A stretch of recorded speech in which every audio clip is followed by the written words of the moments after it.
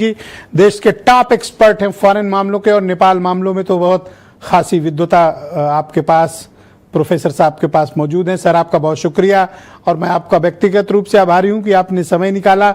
Sir, Nepal के जो युवाओं का आंदोलन था, आप उसको भारत के परिप्रेक्ष्य में किस तरह से देखते हैं और आने वाला समय कैसा है? इंटरिम गवर्नमेंट क्या हो सकती है?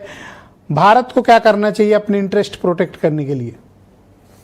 ब्रिजेश जी, आपने कई सवाल एक साथ पूछे हैं, तो ग्राउंड जीरो की सिचुएशन क्या है वो तो रितेश जी ने बहुत विस्तार से बता दी। और बाई एंड लार्ज हमारे यहाँ एक इम्प्रेशन है कि नेपाल के लोग हैं बहुत सीधे साधे हैं, क्योंकि हमारे एरिया के बहुत से लोग हैं वहाँ नेपाल में सप्लाई चेन को मैनेज करते हैं, बिजनेस करते हैं। और नेपाल की चैम्बर ऑफ कॉमर्स का अध्यक्ष तो सामान्यतः इंडियन ही होता है जो हमारे यहीं से गए हुए हैं और विशेष रूप से मेरे एरिया से हैं।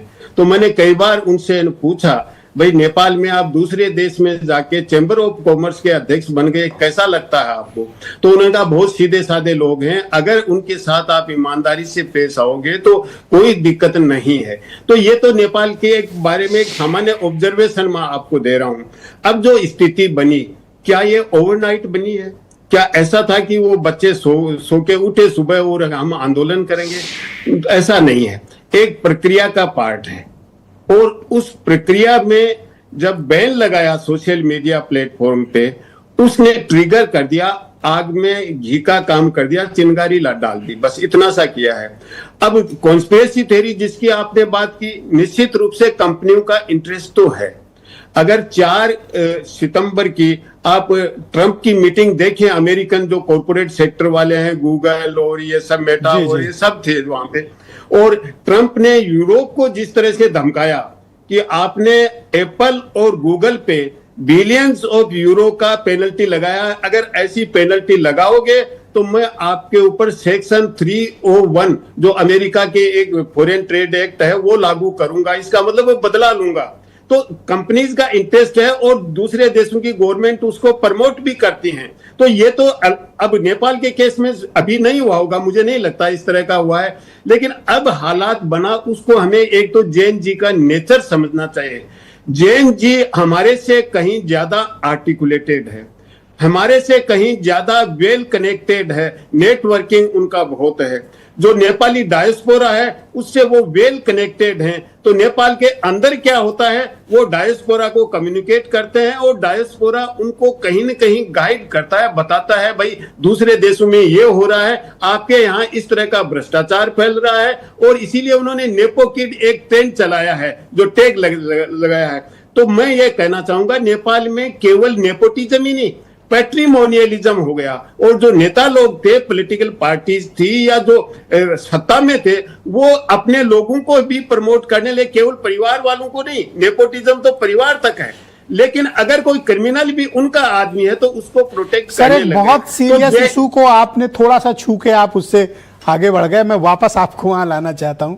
क्या ये अमेरिकन इंटरनेट कंपनियां इतनी ताकतवर हो गई हैं कि ये दुनिया के दूसरे मुल्कों की सरकारों को और सोशल फैब्रिक को, गवर्नमेंट फैब्रिक को, इको जो हमारा सोशल इको फैब्रिक है, क्या इसको उलटने की स्थिति में आ गई है? बिल्कुल। देखिए ब्रिजेश जी, उनका अगर आप बजट देखें तो बहुत से देशों से, यूं कहूं कि दुनिया के कई कंपनियों का तो दुनिया के 50-60 देशों से भी ऊपर है उनका। तो इतनी बड़ी कंपनियां हैं, इतना नेटवर्क है, इतना प्रभाव है अलग अलग देशों में है, तो डेफिनेटली वो अपने इंटरेस्ट के लिए काम तो करेंगे। लेकिन वो हम इतने वल्नरेबल क्यों हो जाएं कि उनका प्रभाव हमारे पे पड़े? क्योंकि उनका प्रभाव इसलिए पड़ता है कि उनकी गवर्नमेंट है, वो भी सपोर्ट करती है, केवल कंपनी नहीं, उनकी गवर्नमेंट साथ है। जैसा मैंने ट्रंप के बारे में बताया कि यूरोपियन यूनियन को ट्रंप ने धमकाया कंपनीज के लिए, तो इस तरह का है। तो निश्चित रूप से वो कहीं भी सत्ता परिवर्तन कर सकती हैं, रिजीम चेंज कर सकती हैं, इतनी कैपेबिलिटी तो उनकी है। लेकिन नेपाल के केस में उन्होंने किया है, मुझे ऐसा नहीं लगता। देखिए, नेपाल के केस में जो स्थिति बनी है वो उनकी डिस्कंटेंट थी जैन जी की, और जैन जी एक टाइम बम है केवल नेपाल तक सीमित नहीं है, दुनिया में बहुत से देशों में जैन जी जैसी हालात होने वाले हैं, नेपाल जैसे। क्योंकि अगर ब्रजेश जी एक चीज देखें, 60 के दशक में पिछली सदी के नियो मार्क्सिज्म आया था, स्टूडेंट्स ने दुनिया के बहुत से देशों में सत्ता परिवर्तन किया था, वो जैन जी की तरह ही थे। और आज की जैन जी है वो टेक्नोलॉजी से एम्पावर्ड है, तो वो सत्ता परिवर्तन कर सकते हैं। और इसमें यूनिवर्सिटी का बड़ा रोल है, त्रिभुवन यूनिवर्सिटी हो या ढाका यूनिवर्सिटी हो बांग्लादेश में। तो इसीलिए तो सर आप ये मशवरा देना चाहते हैं कि स्टूडेंट्स के इशूज हों या जिंदगी के इशूज हों, उनको इमीडिएट हैंडल नहीं किया गया तो इस आग में कोई भी झुलस सकता है? जी निश्चित रूप से बिल्कुल सही है। नेता कौन होता है ब्रजेश जी? नेता वो होता है कि आगे के सिचुएशन को एंटिसिपेट कर ले कि हफ्ते भर बाद क्या होगा, 6 महीने बाद क्या होगा, साल भर बाद क्या होगा, उसके करेक्टिव मेजर्स ले ले, प्रिवेंटिव मेजर्स ले ले। लेकिन नेपाल की लीडरशिप तो एंटिसिपेट ही नहीं कर पाई कि क्या हो रहा है, क्या होने वाला है। तो ये तो लीडरशिप का क्लियर कट इनकम्पिटेंस है। और लीडरशिप मुझे लगता है भ्रष्टाचार और भाई भतीजावाद में इतनी उलझ गई थी, क्योंकि जिस जनता को शुरू में गवर्नमेंट आई थी, रिपब्लिक बना था नेपाल, तब इतनी होप और एक्सपेक्टेशन दी थी कि नेपाल में पूरा हम न्यायपूर्ण समाज ला देंगे, नेपाल प्रगति करेगा, बहुत ही विकसित देश बना देंगे। सबको निराश कर दिया इसने लीडर डेमोक्रेटिक सिस्टम आने के बाद में, रिपब्लिक बनने के बाद में।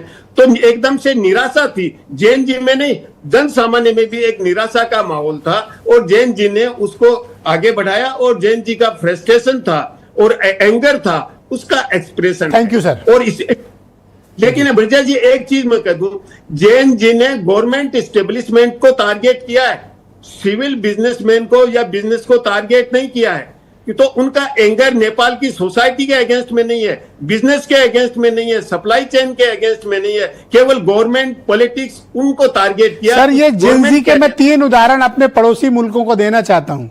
Gen Z Sri Lanka, Gen Z Bangladesh, Gen Z Nepal. देखिए श्रीलंका का पैटर्न ब्रजेश जी अलग है, बांग्लादेश और नेपाल वाला पैटर्न एक जैसा है। श्रीलंका में उस रूप में जैन जी नहीं थी। श्रीलंका में एग्रीवेट क्यों हुआ?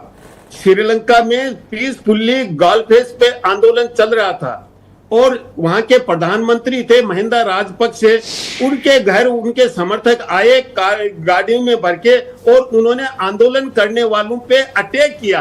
तो पूरी जनता श्रीलंका की भड़क गई कि ये सरकार का काम नहीं है, सरकार police law and order maintain करे, पुलिस आंदोलन को तोड़े। पर आप बांग्लादेश और नेपाल को पैटर्न को एक जैसा मानते हैं? जी बांग्लादेश और नेपाल का पैटर्न लगभग मिलता था, एग्जैक्टली। थैंक यू प्रोफेसर साहब, हमारे साथ प्लीज